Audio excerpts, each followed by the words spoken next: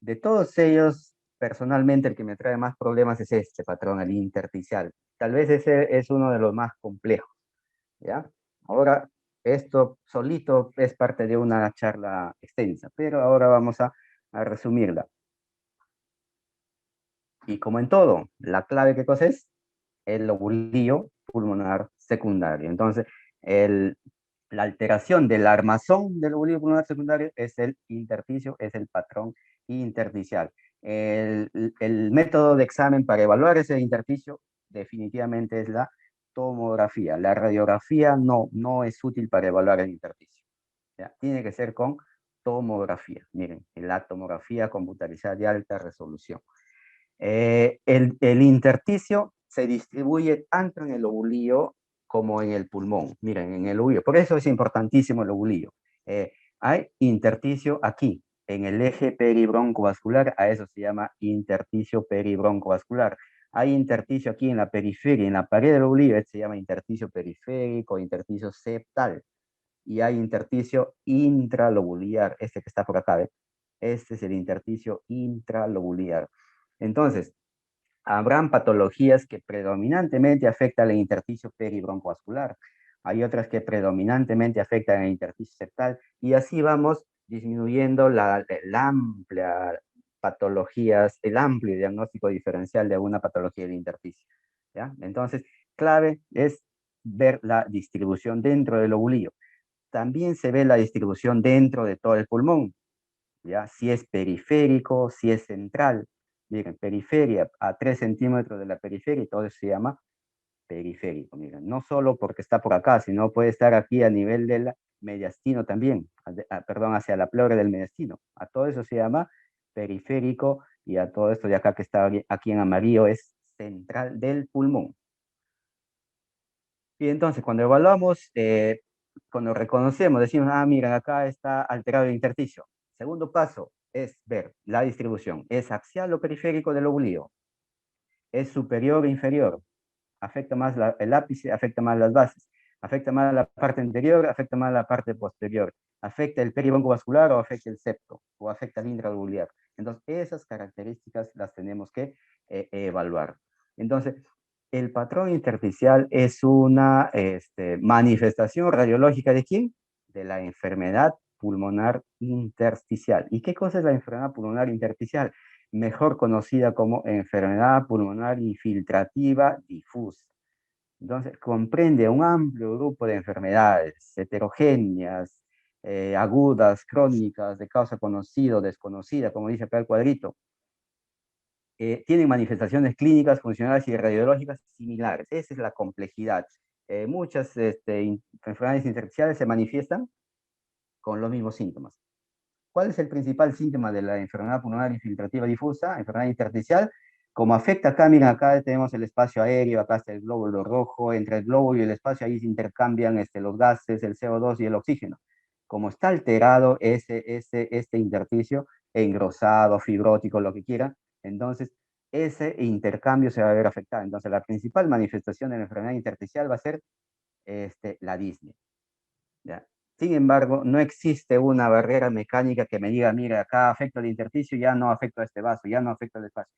Ese es el problema. Las enfermedades de intersticio generalmente no están solo afectando el intersticio, sino comprometen los vasos, comprometen el espacio aéreo, el alveolo, comprometen al bronquio. Entonces se ve engrosamiento del intersticio asociado a consolidación, toda una gama de posibilidades. Entonces de ahí la complejidad de este patrón. Pero nosotros vamos a aprender hoy día qué características nos van a ayudar a poder evaluarlas, distinguirlas. La radiografía, muy poco sensible para evaluar patología del intersticio. A lo mucho podemos ver unas líneas o hiperinsuflaciones, signos indirectos. El método de elección es la tomografía, y no cualquier tomografía, es la tomografía de alta resolución, ya con grosor de corte menos de 1 milímetro, tiene que ser. Y a veces, incluso con la tomografía muy bien hecha, podríamos quedarnos incompletos para decir el diagnóstico de la patología. De ahí que esta triada es mandatoria. Los hallazgos clínicos con el clínico, el neumólogo, el patólogo y la imagen, ¿no? Esta triada clínica, radiológica y patológica, ya que esta patología puede representar un verdadero reto diagnóstico, porque son complejas. Muchas de las patologías del intersticio se presentan o alteran de determinada forma. Por ejemplo, miren, hay algunas que más producen engrosamiento reticular, panalización, bronquiectasia de tracción. Hay unas que más tienden a hacer eso, como es el caso de la fibrosis pulmonar idiopática, que típicamente se presenta con un patrón de neumonía intersticial usual o NEU. Esas características lo tienen más un grupo de enfermedades. Hay otras, por ejemplo, por acá, ve, se presentan más, tienen engrosamiento intersticial, pero se presentan más con consolidación. Es el caso de la neumonía organizada. Hay otras enfermedades intersticiales que más se presentan como nódulos, nódulos perilinfáticos, el caso de la sarcoidosis. Hay otras que se presentan con atrapamiento aéreo, bronquiectasia de tracción, panalización, miren, neumonías o neumonitis por hipersensibilidad.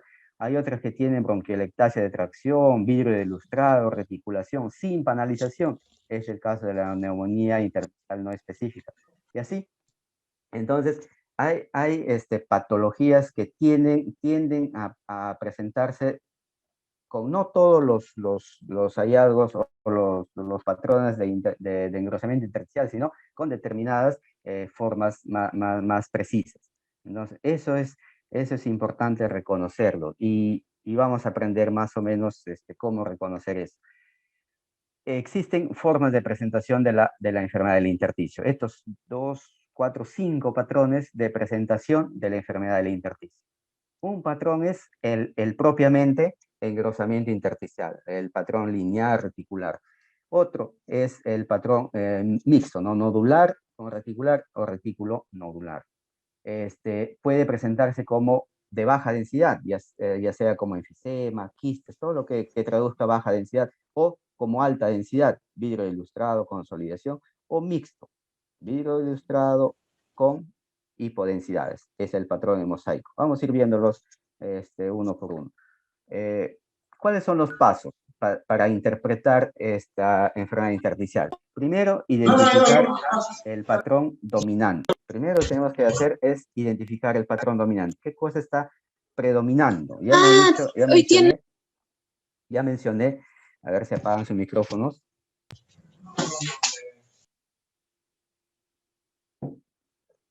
Ya mencioné que puede presentarse de diferentes maneras, pero siempre va a predominar uno. Entonces, si el patrón dominante es reticular o nodular, eso hay que identificar primero. Luego, la distribución. ¿La distribución dónde? En el lobulillo. ¿Qué parte del lobulillo es lo que está más afectado? Y luego, la distribución en el pulmón. Luego de esto, recién vamos a tener una conclusión de esta imagen. ¿Ya? Miren, entonces, ¿cómo reconocemos al primero de ellos? Al patrón lineal o al patrón reticular. ¿Cómo lo reconocemos? Engrosamiento o líneas, ya sea peribroncovascular o líneas en la pared, pero son líneas. Encontramos líneas, eso es patrón intersticial, lineal o reticular. ¿Qué más? Podemos encontrar panalización, bandas parenquimales. Cuando encuentro eso, digo, bueno, es un patrón reticular. Primero, ya vamos por la primera parte. Lamentablemente, esto es común a todo un capítulo del libro. Entonces, mucha patología intersticial se presenta así como patrón reticular. Agudas, crónicas, causas conocidas, desconocidas. De ahí que tenemos que ayudarnos de más características de radiológicas, de la tomografía. La distribución es importantísimo. ¿Qué parte del lobulillo está afectado? ¿Qué parte del pulmón? Si es más el ápice, más la base. Y cuando aún así no es posible, no se olviden de la triada, pues tenemos que ver el escenario clínico. Cuando aún eso no es posible llegar a un diagnóstico, hay que hacerle incluso biopsia. Y a veces ni con la biopsia se puede llegar a un diagnóstico. Por ejemplo, acá tenemos, esta es una tomografía de un paciente con disnea. ¿Cuál es el hallazgo acá? Líneas, líneas, líneas, líneas. Y hay un algoritmo, pues. Entonces, digo, este es un patrón intersticial reticular. ¿Cómo es eso? Veo, son líneas, sí, es engrosamiento del intersticio septal. Digo, ¿es fino o es grueso irregular? Vamos por acá, digo, este caso es fino lineal. Y ahora sigo, ¿no? ¿Es agudo o es crónico? Si es agudo, esta es típica presentación del edema pulmonar en su fase intersticial. Y así es como evaluamos a la enfermedad intersticial. Si es crónico, podemos decir este engrosamiento podría corresponder a una linfangitis carcinomatosa. Miren acá, otro caso. ¿Cuál es el hallazgo? Bueno, definitivamente es un pulmón alterado, un pulmón patológico. Pero ¿cuál es el hallazgo? Líneas, líneas, líneas, quistes por acá, ¿ves? Espacios quísticos, líneas, engrosamiento intersticial. Digo primero entonces es un patrón reticular. Luego vamos, ¿es fino o es grueso o irregular? Definitivamente este es grueso, irregular. Luego diré la distribución en el lobulillo o en el pulmón. Miren, la distribución predominantemente periférico, tanto en el plano axial como en el plano coronal. Acá, predominio de las bases. Miren, todo está afectado, pero predominantemente la base del pulmón. Menos el ápice, ¿no? Menos acá más. A este se llama gradiente ápico basal. Y este es el patrón característico de la neumonía intersticial usual o fibrosis pulmonar idiopática. Ya, este es el patrón típico, el patrón de NIU, neumonía intersticial usual. ¿Ya? Y es así como se evalúa la patología intersticial. Otra forma de presentación es el patrón nodular o retículo nodular. Otra vez, igual hay un ordenamiento, un algoritmo. ¿Ya? Hay cuando estos nódulos se distribuyen predominantemente en los septos, en la pleura, en el peribronco vascular, eso será una distribución perilinfática. Si reconozco esto, diré por acá, distribución perilinfática es típica de un grupo de patologías. Si la distribución es centrolobular, diré, es otro grupo de patologías. Si la distribución es aleatoria, es decir, ten el centro lobulillo, ten el septo, ten la pleura, ten las fisuras, en el periodo, esa es una distribución aleatoria o randomizada. Diré, ese es común a otro grupo de patologías. Entonces, importantísimo ver la distribución. Por ejemplo, acá tenemos un caso. ¿Cuál es el hallazgo? ¿Son líneas reticular? No, aquí son nódulos.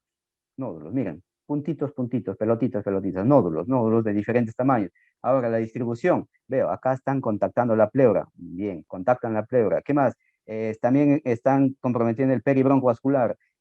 Acá veo, a ver, por acá, centrolobulares, acá hay centrolobulares.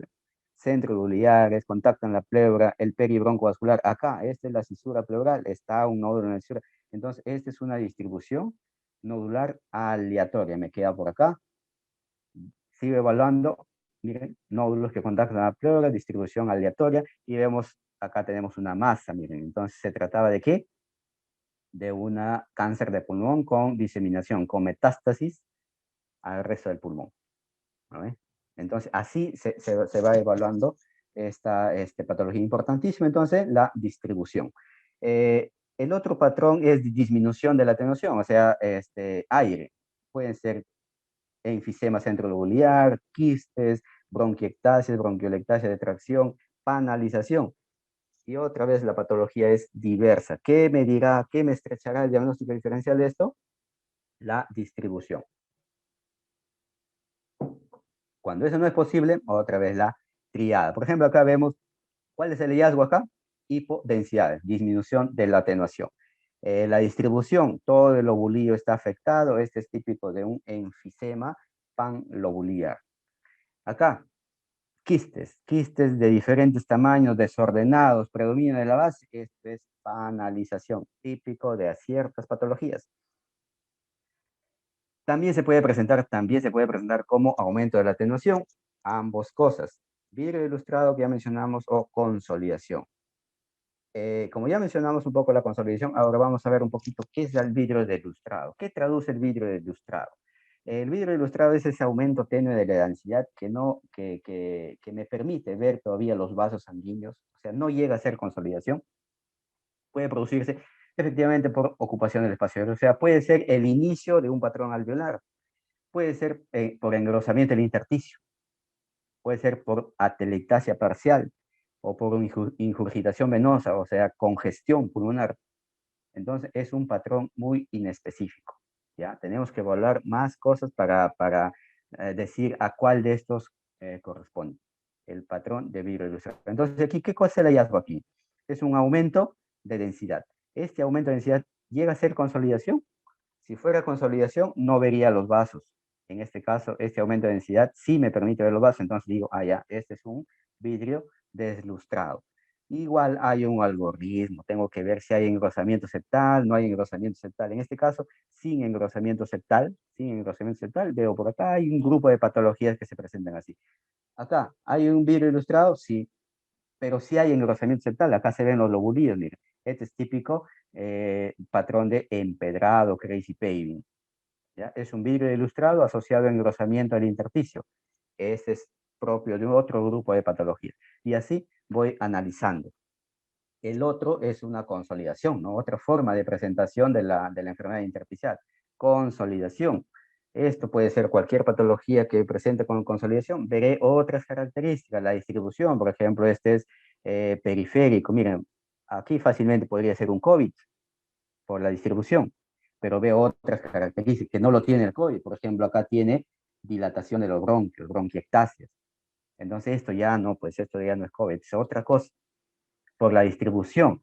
Y miren, no veo panalización. Entonces, esta es una presentación típica de la neumonía intersticial no específica, de la NINE. Es una enfermedad intersticial. ¿Ya? Así, esta es la presentación característica de la neumonía intersticial o NSIP. Y el último patrón de patología intersticial es la mezcla, ¿no? Tienes alta densidad virus ilustrado con hipodensidades. Hipodensidades de baja atenuación y de alta atenuación. Esto es como un mosaico. Este es el patrón de mosaico que también es propio de algunas enfermedades del intersticio. Entonces, como ven, ¿qué es lo que tenemos que hacer cuando hablamos patología de intersticio?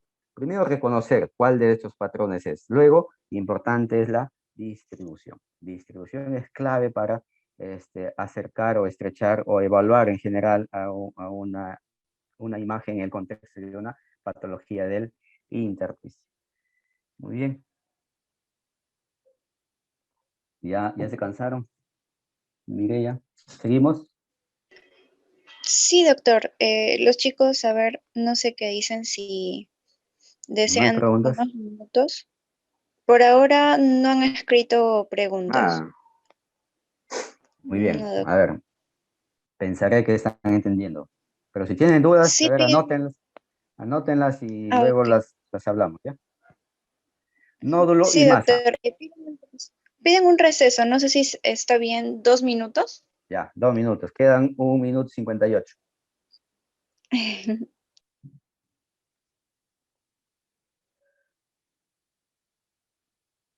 Este cuadrito resumen de un algoritmo.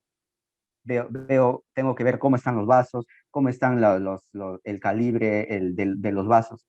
Y según eso, o sea, el calibre de los vasos, tanto en las zonas hipodensas como en las zonas de mayor densidad. Y según eso voy analizando. Puede ser, al final digo, es enfermedad parenquimatosa, por ejemplo, una neumonía puede presentarse así también, o puede ser, miren, enfermedad de la vía aérea pequeña, bronquiolitis. Las bronquiolitis pueden presentarse así, como patrón en mosaico. Y también se puede presentar la patología pulmonar, la patología vascular. Por ejemplo, una tromboembolia pulmonar puede presentarse así también. Generalmente las tromboembolias crónicas se presentan así. Entonces, ahorita no vamos a detallar más, pues este es también un capítulo para lo que el objetivo ahorita es reconocer y ver que esta es una de las presentaciones de la patología intersticial. Y efectivamente sí, corresponde a zonas hipodensas y zonas densas, a ese intercalado patrón en mosaico. Y recuerda pues a un mosaico, ¿no? De las pistas, parches. Y masa. Esto es más sencillo ya. Ahora sí, esto es más sencillo. El intersticial es un poco complejo.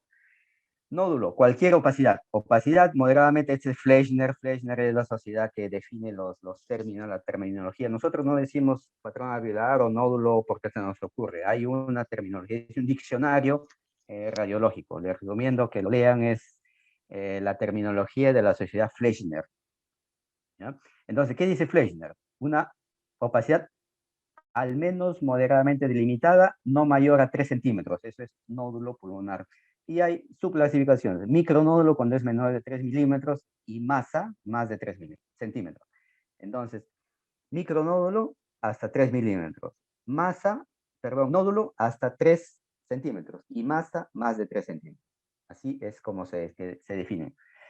El diagnóstico diferencial de un nódulo pulmonar solitario es amplio. Miren, patología neoplástica, patología benigna, infecciones congénitas, una gama de posibilidades. Se presentan como nódulo. Entonces, ¿cuál es la clave de esto? Otra vez, caracterización. ¿Y qué cosa es caracterizar un nódulo? Tenemos que ver qué cosa, su forma, la morfología, forma, márgenes, la atenuación, la densidad de este nódulo. ¿Dónde está localizado? Localizado dentro del pulmón, puede ser en el lóbulo superior, en el lóbulo inferior, lóbulo medio, o localización del lobulillo, en el centro del lobulillo, en el septo del lobulillo, en el peribroncovascular. Entonces, a esas localizaciones se refiere. El tamaño es de todas ellas, el tamaño es la característica más importante. A mayor tamaño, más chance de ser maligno. A menor tamaño, más chance de ser benigno. El crecimiento también es importante. Vamos a ir desarrollando estas características, ¿ya? Y de todos ellos, tal vez el realce con el contraste es el menos útil. De ahí que para evaluar un nódulo de pulmón no es necesario usar contraste. La información que da es poco, la veremos, ¿ya? También, pues, si se tiene un PET-CT, que no es un estudio que esté masificado, se puede evaluar y vemos la utilidad de ello. La forma, del nódulo. ¿Qué pasa? Que me sale acá esta pantalla. Miren, hay nódulos de morfología redonda, poligonales, lobulados y estos espiculados. Esas formas pueden tener. Entonces, cuanto más, cuan- perdón, cuanto más se acercan a esta morfología redondeada, tiene más chance de ser benigno. Cuanto más se vayan a este lado espiculados, tienen más chances de ser malignos. Si encuentro un nódulo redondo, tiene más chance de ser benigno. Veré otras características. Cuando vemos un nódulo espiculado, tiene más probabilidad de ser maligno, pero veremos otras características adicionales. La morfología poligonal, bueno, tiende a ser benigno, la morfología lobulada tiende a ser maligno, o microlobulada con mayor razón. Hay características que se solapan, traslapan. Hay superposición, mucha superposición. Los benignos, redondos o poligonales, algunos lobulados o espiculados también pueden ser benignos. Por ejemplo, una cicatriz. Una cicatriz es benigna, puede ser espiculada y no por eso es maligno. Los malignos, miren, tienen un valor predictivo positivo altísimo, alto, 90%. O sea, de encontrar un nódulo espiculado tiene 90% de probabilidad que efectivamente sea maligno. Sin embargo, mira, hay un 20% de neoplasias malignas, tumores, cánceres que tienen márgenes definidos. Ese es el asunto. Entonces, por eso que estas no son características de por sí patognomónicas o que dicen si es maligno o benigno. Ayudan. Hay que ver muchas otras características. La atenuación. Hay nódulos subsólidos y nódulos sólidos. Subsólido, ¿a qué se llama subsólido? Al vidrio ilustrado. La presencia de vidrio ilustrado te dice un nódulo subsólido. Puede ser completamente subsólido o completamente vidrio ilustrado, o puede ser mezclado. Un componente sólido y un vidrio ilustrado periférico. Este es el signo del halo con H. Entonces, ambos son nódulos subsólidos, parcialmente subsólido, completamente subsólido, y el otro es el sólido. Entonces, estos sólidos son los más frecuentes, son los que tienen diagnóstico más amplio. Los subsólidos, miren, son menos frecuentes, pero tienen mayor chance de malignidad. Tampoco es específico. Hay patología benigna que también se presenta como vidrio ilustrado, como parcialmente, como subsólido parcial, o parcialmente sólido. Hay patología benigna también, pero tienen más chance de ser malignos. Miren, infecciones, inflamaciones también se pueden presentar así, con esto. Hay lesiones premalignas también que se presentan como vidrio ilustrado. Entonces, ¿cuál es la conclusión de esto? Hay que evaluar la densidad, la atenuación del nódulo. Si es sólido completamente o es parcialmente sólido o subsólido. Miren acá, por ejemplo, esto. ¿Qué cosa dice acá? Miren, estos tres nódulos o tres imágenes de nódulos sólido. Miren, acá está mejor evidenciado. Miren, tiene un componente sólido y un vidrio ilustrado periférico. Es un nódulo con signo del halo. Este de acá es prácticamente subsólido completo, ¿no? Puro vidrio ilustrado. Este de acá es mixto. Tiene componente sólido y componente vidrio ilustrado periférico. Entonces, esa es la importancia. En este caso, esto correspondía a un adenocarcinoma invasivo. Este de acá era un adenocarcinoma in situ, tratable con cirugía. Este de acá, mínimamente invasivo. Entonces, tienen chance de ser malignos los nódulos subsólidos. En el caso, otra característica del nódulo, entonces, densidad, forma. La otra característica es la localización. Miren, la localización en los lóbulos superiores tiene chance de ser maligno el doble que uno de cualquier otra localización. ¿Ya? Entonces, es importante la localización. Miren, localización en el pulmón, ¿sí? En el lóbulo superior, medio, inferior, o localización en las fisuras. Hay unos nódulos típicamente perifisurales, se llaman así, nódulos típicamente perifisurales, son completamente benignos y son de hallazgo frecuente. No hay que confundirlos con nódulos malignos. Entonces, la presencia de estos nódulos típicamente benignos que tienen características, miren cómo están, en el centro de la cisura o en la intersección de las cisuras, estos son nódulos típicamente perifisurales. Pero hay otros nódulos que no son perifisurales por la morfología, miren, espiculados, en el centro contactan. Entonces, la presencia de esto, digo, bueno, esto es un hallazgo benigno, no hay problema, pero si encuentro esto, digo, estos no son nódulos perifisurales, hay que evaluar otras características para dar una sugerencia. Y hay otros que sí son perifisurales benignos, pero tienen una localización no típica. Se llaman nódulos perifisurales atípicos. ¿Ya? Entonces, cuando se observa esta forma, digo, estos son nódulos perifisurales típicos, no hay problema. Cuando veo estos otros, ya veo otras características. Hay que analizar otras características. Como en este caso, miren, esta tomografía, miren, este nódulo típicamente perifisural, triangular y en la intersección de las fisuras. Típicamente nódulo perifisural. Pero este no. Este es un nódulo que es más grande, tiene unas estipulaciones. Este es un nódulo no perifisural y podría ser un cáncer incluso. Hay que evaluar otras características de la tomografía y del paciente. Miren, el tamaño. El tamaño, cuanto más chiquito, menos de 6 milímetros, el riesgo de cáncer 1%. Seguimiento, ninguno, excepto si es un nódulo irregular o está localizado en el lóbulo superior. Hay unos algoritmos para evaluar, para manejar el nódulo según el tamaño. Ya lo vamos a ver enseguida. Miren, por el contrario, un nódulo más de 2 centímetros, miren, tiene 80% de chance de ser maligno.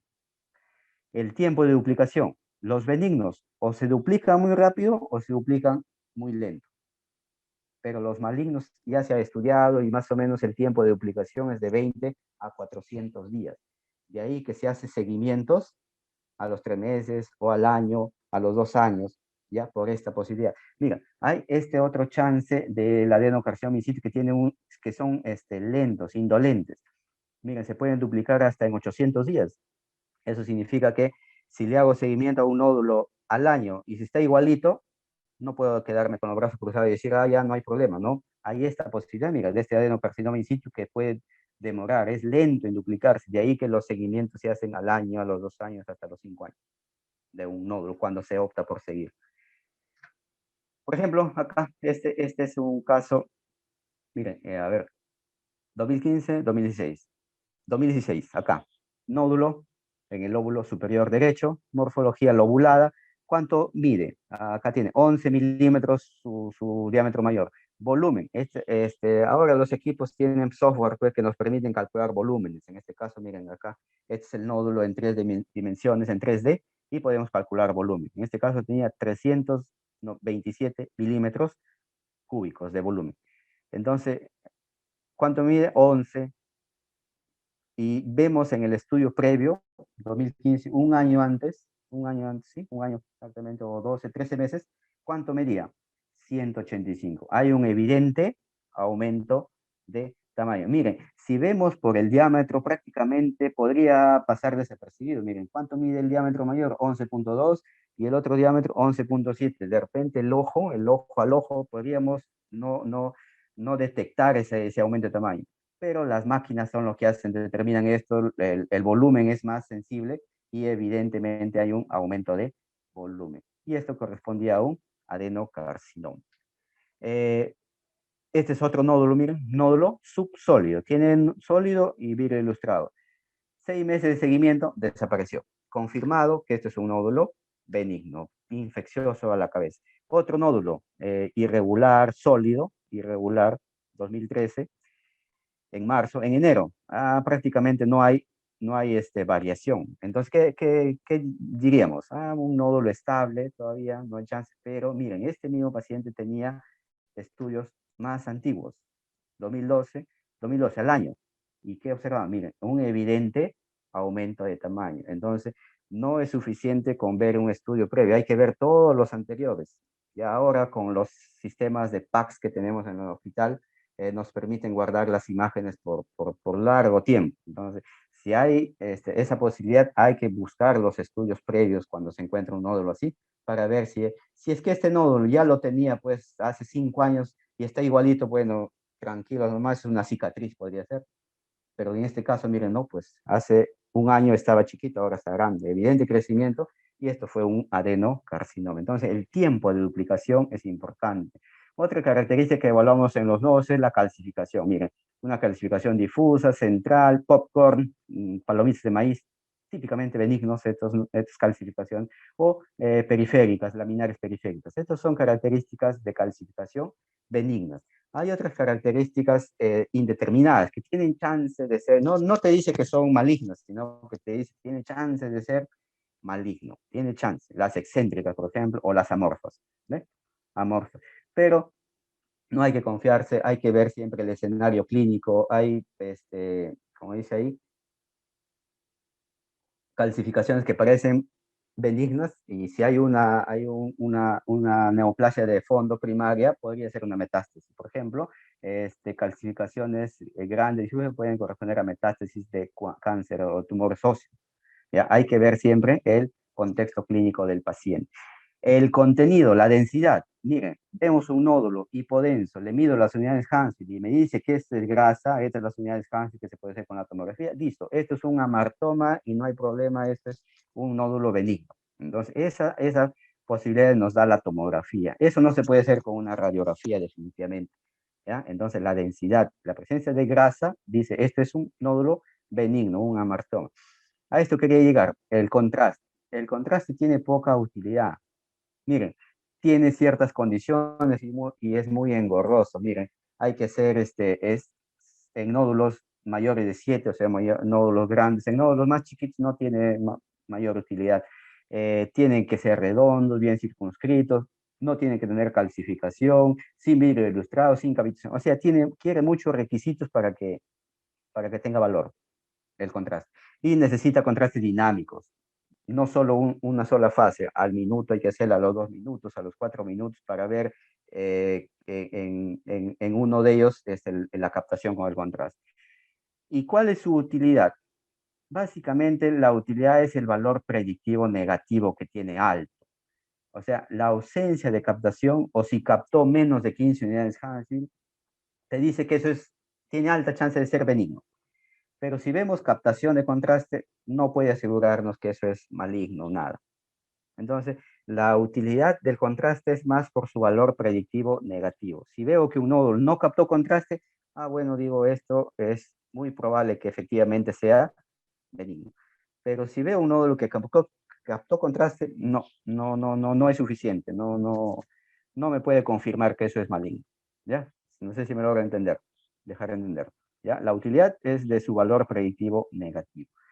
El PET-CT, igual, se hace cuando hay probabilidad baja o moderada de cáncer. Si hay probabilidad alta de cáncer, no es necesario, pues con los estudios tomográficos y la morfología es suficiente. Pero si la probabilidad es baja con esa evaluación morfológica, ahí podríamos utilizar el PET-CT. Y otra vez, para nódulos mayores de 8 milímetros. ¿Ya? Y su utilidad mayor es en estadificación e información pronóstica. Miren, el PET-CT negativo, valor predictivo negativo alto, alto. O sea, que no me capte el PET-CT, digo, bueno, es benigno con alta probabilidad. Pero si es positivo, ¿qué hay que hacer? Biopsia o resección. Hay falsos negativos, falsos positivos. Por ejemplo, en este caso, mira, acá tenemos un nódulo en una mujer de 52 años, fumadora, PET-CT, no captó, no hay metabolismo. Entonces digo PET-CT negativo. Se hace seguimiento estable, efectivamente, esto fue un nódulo benigno. Veamos este otro caso. Mujer de 62 años, acá hay un nódulo PET-CT positivo. Miren, no fumadora, dermatomiositis, PET-CT positivo. En este caso, ayudó. Le hicieron biopsia, efectivamente se demostró adenocarcinoma. En este caso, ayudó. Veamos acá, otro escenario. Nódulos, PET-CT positivo. 57 años, no fumador, PET-CT positivo. Le hicieron biopsia, ¿qué resultó? TBC, un falso positivo. Otro caso, miren, acá hay un nódulo, 2005, el 2005, un nódulo, y se hace los controles, se ve los estudios previos de 2003, 2004, 2005, hay un evidente crecimiento. Con esto nomás, ese es un criterio de malignidad. Hay crecimiento de tamaño. Pero ¿qué pasó en el STEC, o en este estudio de metabolismo? Negativo. Entonces, varón de 63 años, fumador con PET-CT, negativo. Pero este crecimiento en el poco tiempo llevó a hacerle biopsia, y ¿qué se demostró? Un adenocarcinoma. Entonces, un falso negativo.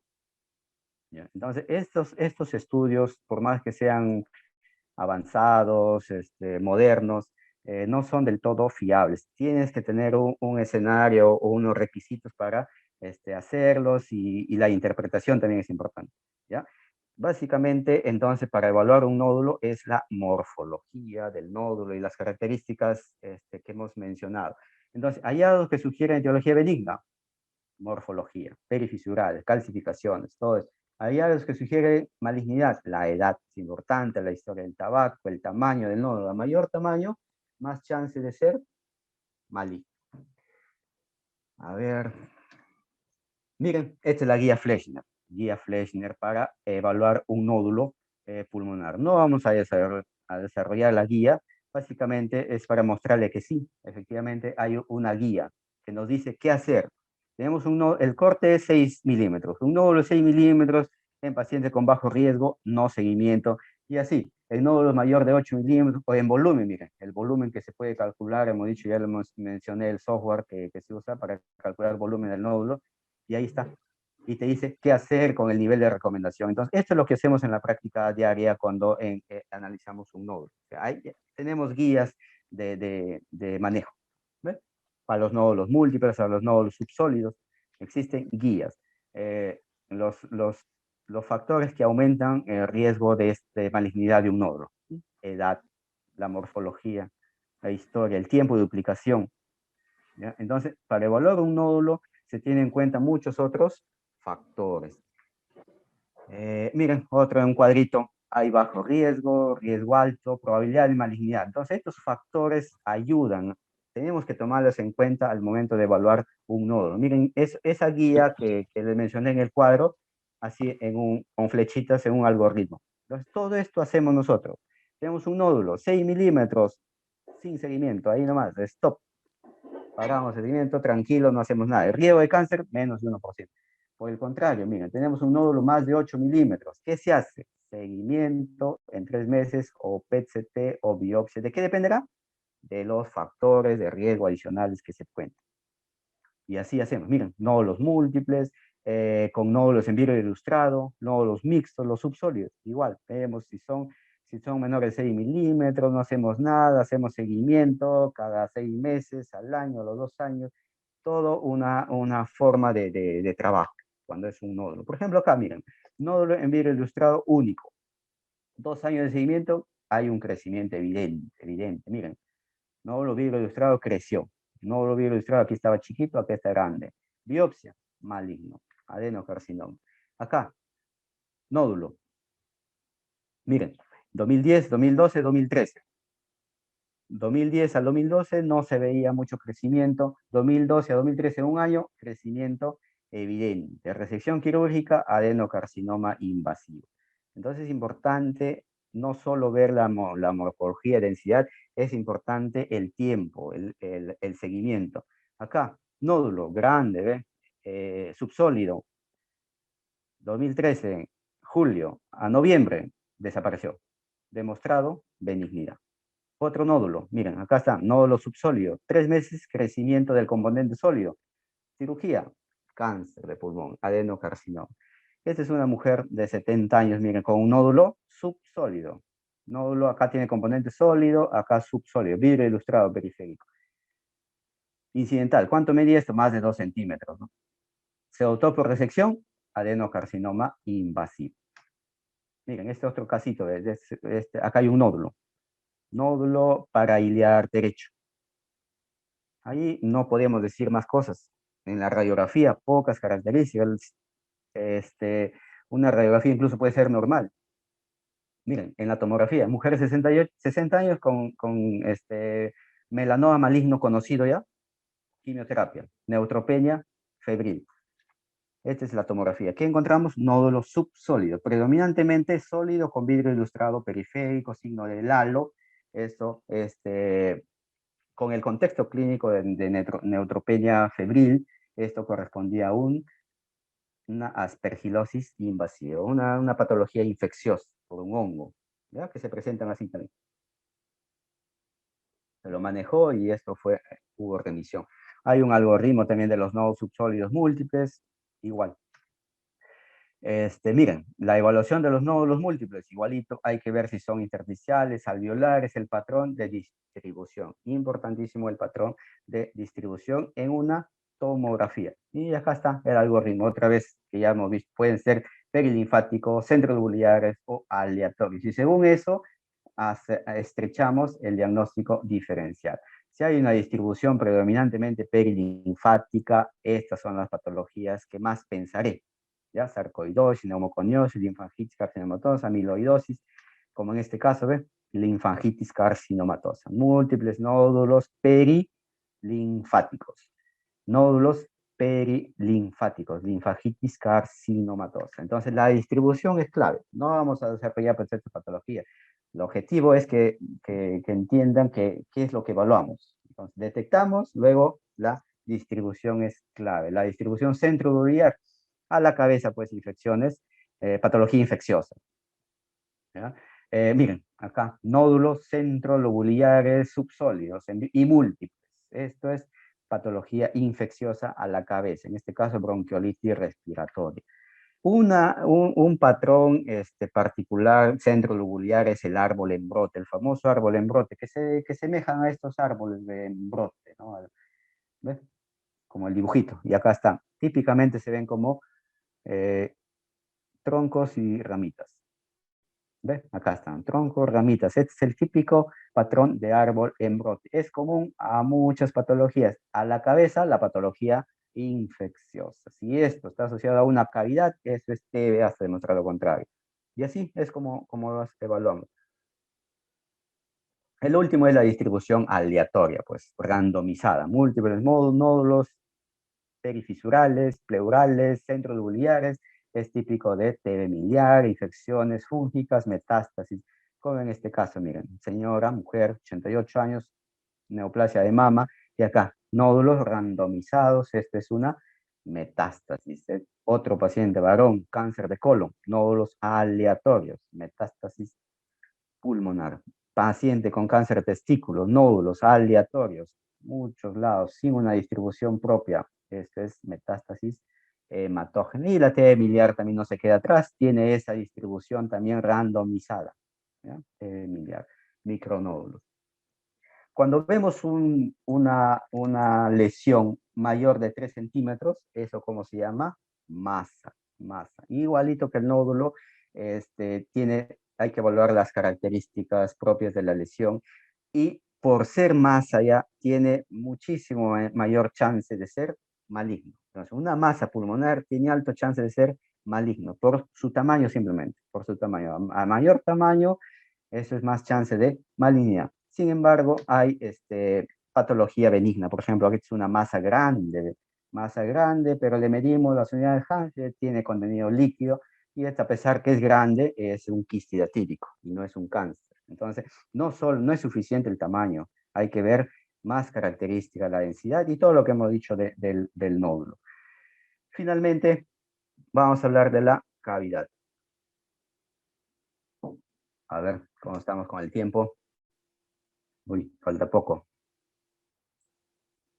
Cavidad. Igual, la sociedad Fleischner define cavidad como un espacio lleno de gas dentro de un consolidado, una masa o un nódulo. Miren, ahí está la cavidad. ¿Y qué evaluamos en la cavidad? Igual todas las características, el grosor de pared, el contenido, el número, la localización. Es clave entonces la caracterización de una cavidad y todas las patologías que producen cavidad. Miren, por ejemplo, esto, una cavidad en un pulmón sano, una cavidad de bordes irregular. Miren la superficie interna de la cavidad nodular, irregular. Esta es una característica de las cavidades malignas, múltiples y revestimiento interno irregular, nodular, cavidades de características malignas. En este caso, metástasis, en este caso, carcinoma. Miren, este paciente joven, con una cavidad, una lesión, una masa cavitada. Miren, acá masa cavitada, pero a diferencia del anterior, este tiene borde liso, vidrio ilustrado periférico. En este contexto de un joven, 18 años, fiebre, velocidad de sedimentación, todo el contexto infeccioso, esto se trataba de un absceso pulmonar. Entonces, características de la cavidad que nos ayudan a decir malignidad o benignidad, el grosor de pared y la superficie interna. ¿Eh? Esta es una cavidad ¿en quién? En un niño asintomático con historia de neumonía previa.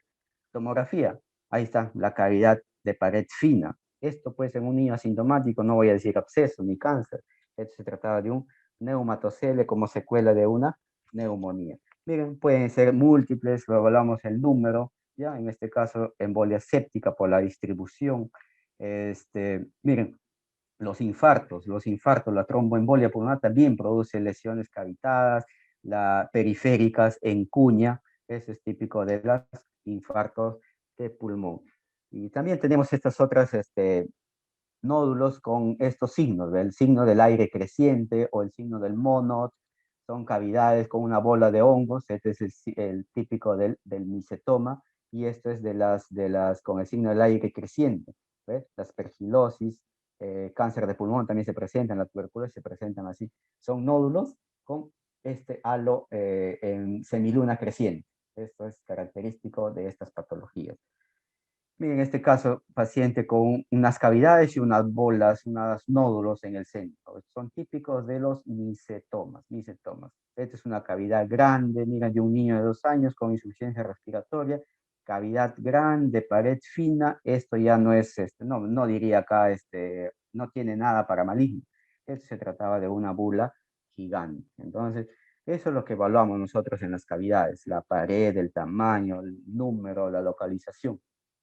Finalmente, unos 5 minutos, 10 minutos más, es el cáncer de pulmón. Estos datos epidemiológicos, lógicamente no lo vamos a hablar. ¿Qué es lo que vemos en las imágenes? ¿Cómo se presenta el cáncer en las imágenes? Miren, de muchas formas. Puede presentar como nódulo, como una masa, como una telectasia, como virus merilado, como consolidación, empedrado, múltiples nódulos, una serie de alteraciones del intersticio. Como cualquier cosa se puede presentar un cáncer de pulmón. Pero lo más usual es que se presente como un nódulo. Pues. Y esto ya hemos visto, el adenocarcinoma con un nódulo sólido o subsólido. Otra presentación que da más chance de que efectivamente sea un cáncer es esto, pues, la masa. Masa en el lóbulo superior izquierdo en un adulto, cáncer se ha demostrado contrario. Efectivamente en este caso era así, mira, una masa grande. Así es una presentación entonces del cáncer, en este caso del adenocarcinoma. Invasión de pared, con tractos que contacten la pleura, miren, estos bordes espiculados, signo de la cola pleural, todos ellos son características de una masa de características malignas, como el adenocarcinoma. Puede presentarse como qué, con derrame pleural asociado. Esta es otra presentación del adenocarcinoma. Miren, grandes derrames pleurales con atelectasias secundarias. Ahí está la masa más hipodensa. Se pueden presentar como consolidados también, ya hemos dicho. En este caso, un consolidado izquierdo, derrame pleural derecho. Miren la tomografía, consolidados, múltiples. Esto sería un patrón multifocal. Una forma de presentación de ¿quién? Del adenocarcinoma. El escamo celular, ¿cuál es la particularidad? Que son más centrales y tienden a cavitar. Estas cavidades feas de bordes irregulares son propios de ¿quién? Del carcinoma escamocelular. Miren, grandes cavitaciones. Escamocelular. Y la S de Golden, ya que hemos visto también, es una presentación de los cánceres escamocelulares porque son centrales. Miren, acá, por la localización puede dar este tumor de Pancoas, ¿no? Tumor de la entrada del surco superior del pulmón. Compromete acá el sistema simpático, el parasimpático, y dan esto, la típica, el síndrome de Horner, ¿no? Por la localización, el tumor de Pancoas, que es producido por cáncer de pulmón y por patologías no neoplásicas también. Conglomerado ganglionar, hongos, tuberculosis pueden producir eso. Miren, los otros tumores ya tienen características menos usuales, ya el patólogo dirá que esto efectivamente, por ejemplo, fue un cáncer de célula grande, pero por la imagen no puedo decir que es un cáncer de célula grande, ¿no? El patólogo ya dirá que eso resultó ser un cáncer. Lo que el cáncer de células pequeñas, lo que sí vemos es que son rápidamente invasivos. Como en este caso vemos una masa iliar rápidamente con invasión al mediastino. Miren acá, este paciente tiene un nódulo, acá una masa superior, una masa en el ilio, y acá tiene un colapso vertebral. Mira, 53 años, con paraparesia, dolor. En la tomografía efectivamente demostramos la masa, acá está la masa, y tiene otra masa en el ilio. En la tomografía también vemos el colapso vertebral patológico, es una fractura patológica, y en la resonancia vemos acá el colapso vertebral patológico con compresión de la médula.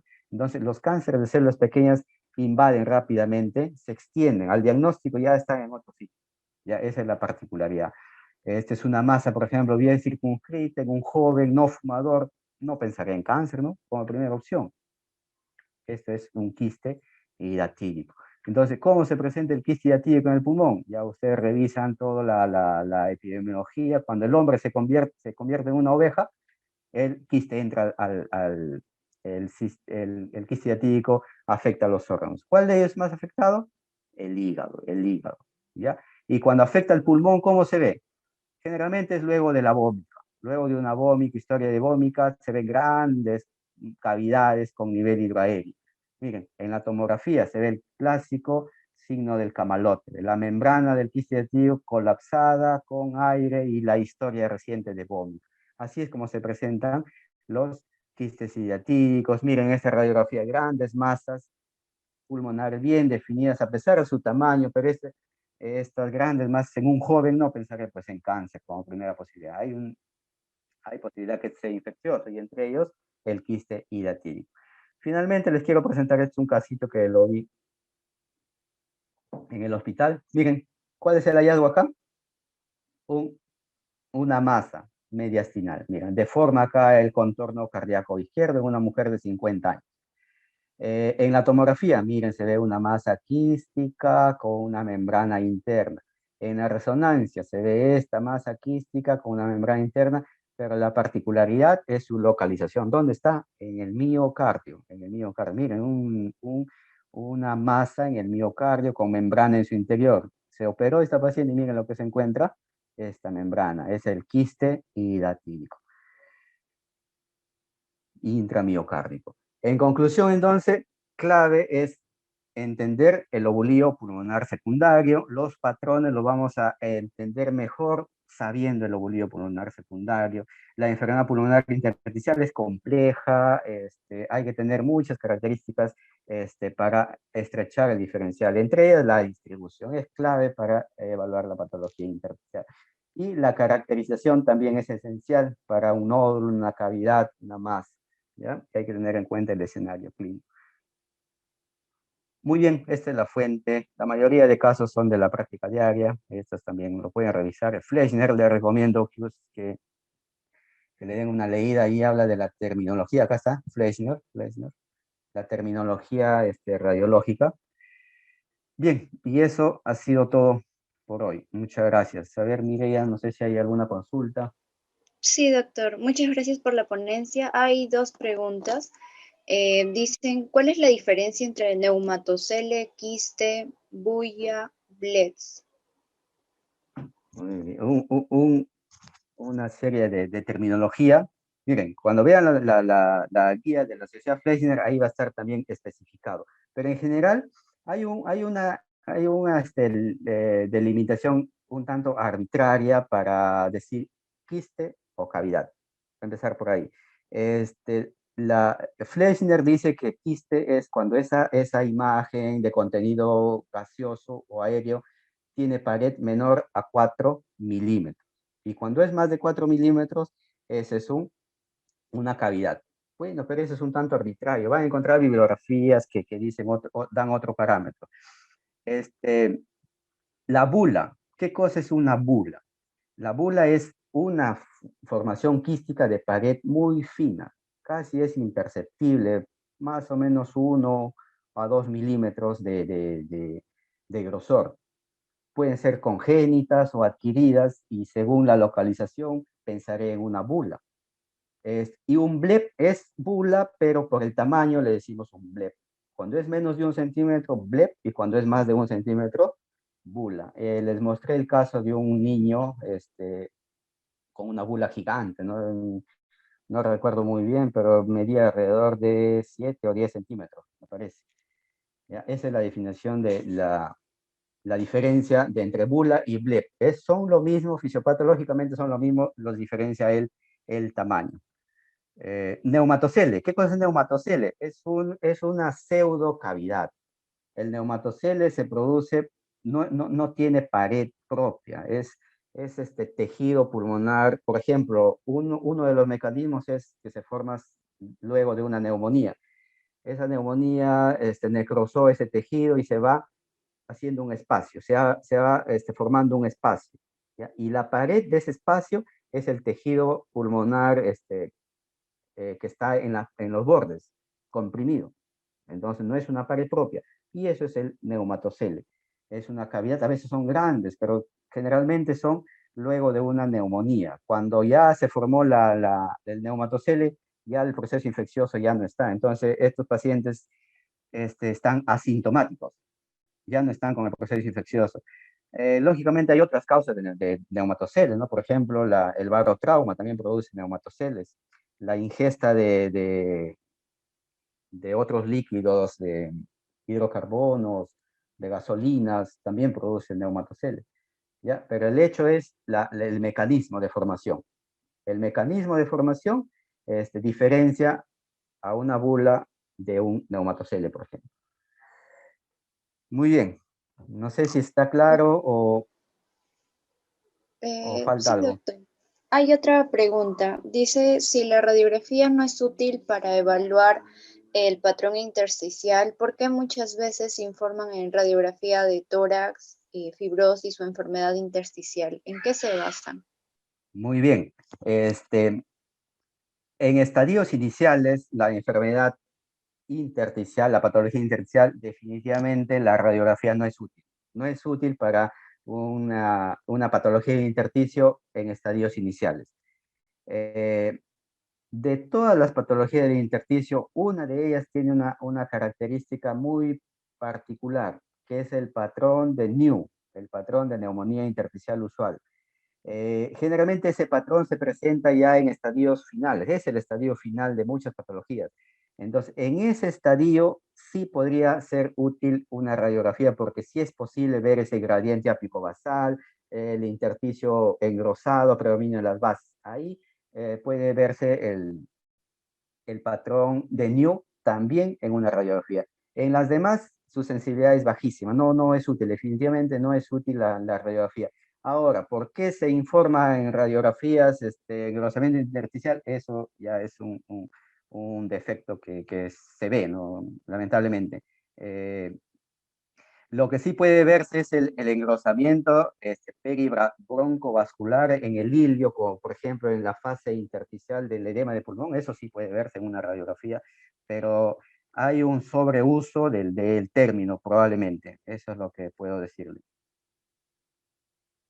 Sí, efectivamente se ve en muchos informes de radiografía, engrosamiento intersticial, este, puede ser un mal uso del término, ¿ya? Esto básicamente, cuando encuentro, por ejemplo, algo que me oriente a cuáles son los, o si damos forma a la pregunta, ¿qué hallazgos de una radiografía me pueden orientar a una patología intersticial y que me haga que yo le sugiera una tomografía de alta resolución? Por ejemplo, que vea ese engrosamiento, pero a predominio basal. Digo, bueno, esto podría ser un patrón de New, hacer la tomografía y lo confirmamos. ¿Qué otro hallazgo? Hiperinsuflación. Por ejemplo, yo veo unos pulmones más negros, más radiolúcidos del usual. Hiperinsuflación se llama eso. Entonces, ese es un signo secundario de atrapamiento aéreo. Podría traducir patología intersticial. Entonces le digo, hace una tomografía y vemos, evaluamos el intersticio. Esos hallazgos, entonces, podría tener hallazgos que me llaman la atención, que sospecho una patología intersticial, pero definitivamente le diré, hazte una tomografía para corroborar y caracterizar la alteración del intersticio. Pero no puedo caracterizar, salvo en el patrón de New, no puedo caracterizar otra patología intersticial solo con la radiografía. Ok, doctor. Hay otras dos preguntas. Sí, ¿El patrón nodular acinar se puede evidenciar en radiografía? el patrón nodular acinar se puede Sí, evidenciar doctor. en radiografía. Podría evidenciarse, sí, se puede ver como nódulos. Generalmente, cuando vemos un nódulo, podemos diferenciar un nódulo alveolar de un nódulo intersticial. Los nódulos alveolares tienen bordes más irregulares. En la radiografía es posible ver eso, sí, y cuando diré que son acinares, cuando veo más características. Por ejemplo, veo nódulos irregulares que tienden a coalescer uno con otro, se ve el patrón así de nube, de una nube. Entonces digo, ya, esos son un patrón nodular acinar coalescente. Sí, sí, podría verse en una radiografía el patrón nodular acinar, ¿ya? Pero no es categórico, no es categórico. Pero sí podría verse. Porque son nódulos más grandes, ¿no? Cuando los nódulos acinares confluyen, coalescen, se ven más grandes y podrían verse en una radiografía, obviamente. Y esa es una de las características del patrón alveolar, pues. Patrón son unos pseudonódulos coalescentes. Esos pseudonódulos en realidad son acinos. Ok, doctor. La siguiente pregunta es, ¿la fibrosis pulmonar se puede observar en su proceso inicial por tomografía? Hablar de fibrosis pulmonar es otra cosa, otro término que se sobreusa. La fibrosis como tal es este estadio final de muchas patologías. Ya. Una de ellas es la fibrosis pulmonar idiopática, que se presenta por imagen con un patrón que se llama patrón de neumonía intersticial usual, patrón de New. Este patrón de New que tiene las características que les mencioné, que es más basal, periférico, que tiene panalización, hay criterios para ese patrón. Este patrón de New, cuando lo encuentro, esto es común a muchas patologías. Entonces yo, cuando hago mi informe, diré patrón tomográfico de New. Es el neumólogo quien va a decir, a ver, este paciente que tiene un patrón de New en la tomografía, ¿qué enfermedad tiene de fondo? Si no tiene ninguna enfermedad de fondo conocida, el neumólogo dirá, este patrón de New corresponde a una fibrosis pulmonar idiopática. Ahí recién termina el diagnóstico.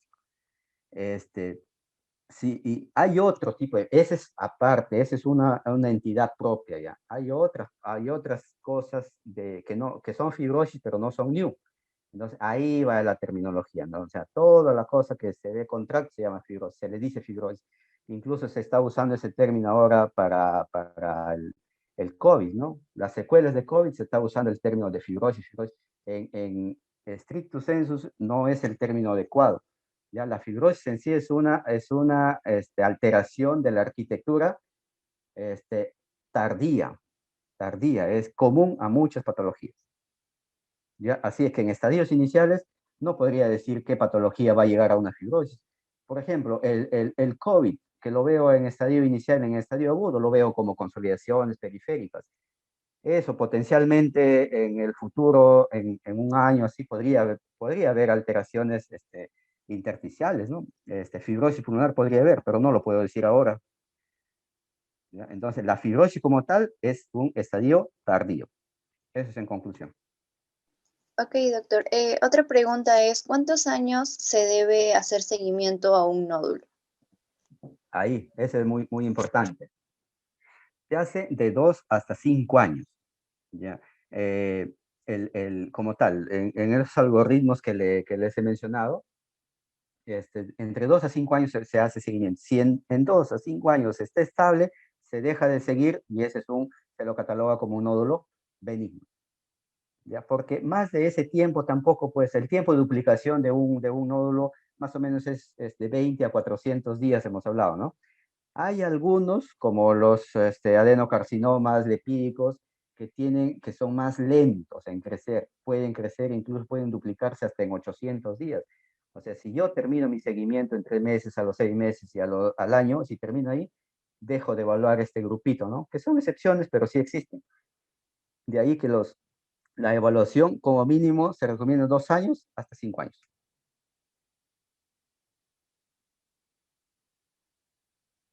Ok, doctor, la última pregunta es, ¿el patrón panal de abejas siempre es en un estadio final? Efectivamente, el panal de abejas es la clave para caracterizar a un patrón de New. O sea, el patrón de New típico, o sea, de neumonía intersticial usual, es aquel engrosamiento intersticial con gradiente apicobasal periférico, con bronquiectasia de tracción, más panalización. Si cumple con todo eso, digo, esto es New. Y en general, la panalización es estadio final ya. Final de toda patología. Es irreversible. Cuando observo panalización, es patología irreversible. Sí, efectivamente corresponde al estadio final de muchas patologías, entre ellas la de New. Muchas gracias, doctor. De parte del comité organizador del octavo curso de diagnóstico por imágenes, se le hace el presente certificado para, por su destacada participación como ponente en los temas de patrones parenquimales 1 y patrones parenquimales 2. Muchas gracias, doctor, y esperamos contar con su apoyo en una próxima ponencia. Muy bien, muchas gracias. Espero que se haya comprendido lo que hemos tratado. Hasta luego. Gracias.